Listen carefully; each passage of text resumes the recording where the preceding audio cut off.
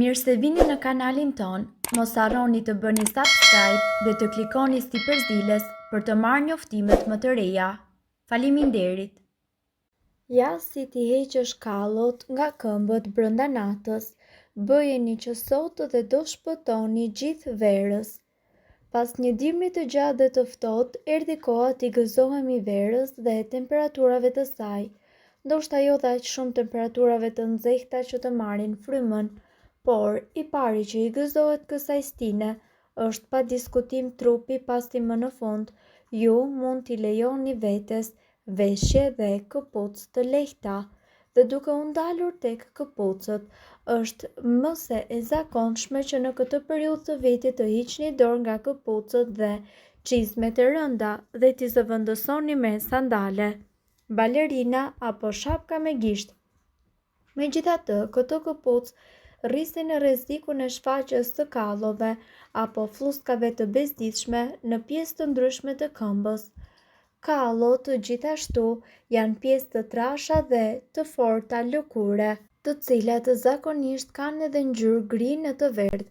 Ato formohen për të mbrojtur vetë lëkurën nga fërkimet dhe dëmtimet, sa kaq shoqërohen me dhimbje, kruajtje dhe irritim të vazhdueshëm. Në qoftë se i keni provuar të gjitha, por sërish nuk keni arritur rezultatin e duhur, ne ju këshillojmë që ju të provoni këto këshilla. Bëni një kompres me lëng limoni, xhel aloe vera dhe uthull të bardhë rrushi. Bashkojeni që të gjithë përbërësit në një dhe aplikojeni në zonat ku keni kallo duke i mbuluar ato me thasho ose garzë pambuku sterile. Këta përbërës kanë veti anti-inflamatore dhe njëkohësisht antibakteriale, të cilat gjithashtu mund të luftojnë edhe kallot dhe të nxisin shërimin e plotë të tyre. Maska me cipën e membranës së vezës. E keni parasysh atë cipën e cila rrethon vezën e zier, gati e ngjitur me lëvoshkën e saj, po nuk duhet që ta hidhni më pasi përmban shumë vlera ushqyese dhe antioksidant mjaft të fuqishëm, të cilët të luftojnë me kallot dhe parandalojnë shumimin e tyre. Këmbët me kallo dhe të plasaritura nuk duken as pak bukur, por përveç kësaj ato mund të shkaktojnë edhe infeksion dhe dhimbje tepër të mëdha. Lëkura nën këmbët tuaja është natyralisht e thatë dhe jo si lëkura në pjesën tjetër të trupit. Ekzistojnë një sër faktorësh të cilët ndikojnë në plasaritjen e këmbëve dhe njëkohësisht në daljen e kallove. Disa prej tyre mund të jenë lagështira, veshja e këpucëve të papërshtatshme dhe ecja zbathur e të tjerë. Megjithatë, ekzistojnë disa mënyra të cilat e bëjnë lëkurën e këmbëve që të jetë më e shëndetshme. Lani këmbët me ujë të vakët, shtoni një lugë sodë buke ose krip derisa të zbutet lëkura. Me anë të një sfungjerit të fortë apo një mjeti të përshtatshëm, hiqni lëkurën në rreth zonës së thembrave. Kjo nuk do të shkaktoj dhimbje. Pas kësaj lyeni këmbët me vazelinë, preferohet që ajo të jetë pa ngjyrues dhe njëkohësisht pa aromë. Më pas vishni çorapet e pambukut dhe përsëriteni këtë në mënyrë të përhershme çdo ditë. Gjithashtu, kallot janë një problem shqetësues për shumë njerëz në vendin tonë. Këto shtresa të trasha të lëkurës formohen kryesisht në duar dhe në këmbë. Kallot në shputën e këmbëve janë më të mëdha dhe më të vështira. Kallot nëpërmjet gishtave janë më të vogla dhe më të thjeshta për tu menaxhuar. Ato marrin ngjyra gri ose të verdhë dhe ngjajnë shumë me një xhung. Kallot në përgjithësi nuk janë të dëmshme, por ndonjëherë mund të shkaktojnë infeksione. Kallot në këmbë mund të shkaktojnë shumë vështirësi edhe dhimbje gjatë ecjes. Kallot mund të zhduken lehtë me recetën e duhur.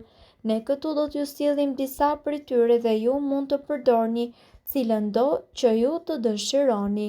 Mbushni një legen me ujë ku keni hedhur pak shampo të trupit. Shtoni një filxhan me uthullmolle dhe më pas zhytini këmbët në ujë për të paktën 15 minuta. Kallot tuaja do të zbuten e ndjeshëm dhe më pas ju mundet që t'i fërkoni ato me vaj kastori. Lëkura juaj do të largohet dhe do të zbutet pas një trajtimi të tillë 10 ditor. Trajtimi me vitamin E ose A. Merrni kapsula të këtyre vitaminave A dhe E dhe fërkojeni kallot tuaja përpara se ju të bini për të fjetur. Vishni çorape pambuku dhe më pas flini gjithë natën. Përsëriteni çdo natë derisa xhunga të jetë zhdukur. Limoni. Përpara se të shtriheni për të fjetur, prijeni lëkurën e limonit dhe më pas vendoseni mbi kallot e vogla që të formohen në gishta. Mbështilleni me një napë dhe vishni çorape të bardha. Përsëriteni çdo natë derisa kalloja të jetë zhdukur. Qepa. Merrni një fet qep dhe më pas futeni në një enë qelçi. Mbulojeni më pas me uthullmolle dhe enën vendoseni në një vend të ngrohtë. Më pas në mbrëmje qepën ju mund ta vendosni mbi kallo duke e mbështjellë me një fasho në mënyrë që të qëndrojë pa e lëvizur teksa flini. Përsëriteni këtë rregullisht derisa kalloja juaj të zbutet mjaftueshëm për të hequr atë sa më thjesht. Buka. Zhytni një fet bukë në një enë të mbushur me uthullmolle dhe më pas vendoseni mbi kallo, duke e mbuluar me fash qese plastike dhe më pas me një çorape. Të nesërmen kalloja juaj do të jetë zhdukur. Aspirina.